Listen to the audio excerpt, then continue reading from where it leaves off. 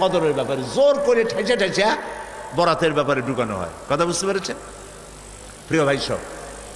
তো লাইলাতুল কদর হচ্ছে 1000 বছরের চাইতে 1000 মাসের চাইতে কি উত্তম। এটা নাজিল হলো কোরআনে কারীম নাজিল শুরু হলো রমজান মাসের 26 তারিখে শেষ দিকে। এই কোরআন নাজিল যে শুরু হলো সেই জন্য আমরা একটা ঈদ করি, ওই ঈদের নাম হলো ঈদুল ফিতর। ওই ঈদের নাম কি? কোরআন নাজিলের খুশি। ওই যে আল্লাহ তাআলা বলেছেন কুল বিফাদলিল্লাহি ওয়া বিরহমাতিহি ফাবিযালিকা ফালিয়াফরাহু, কোরআনের মতো কিতাব পাইছো আনন্দ করো। সেই আনন্দ করছি ঈদুল ফিতরে এসে। সুবহানাল্লাহ গণ।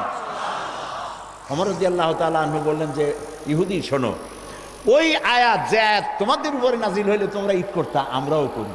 ওইটা নাজিল হয়েছে কবে জানো? নাজিল হয়েছে জিলহজ মাসের 9 তারিখ। আমরা তখন ছিলাম কোথায়? আরাফাতে। কোথায় ছিলাম? আরাফাতে ছিলাম। নবী করিম সাল্লাল্লাহু আলাইহি ওয়াসাল্লাম তখন মসজিদে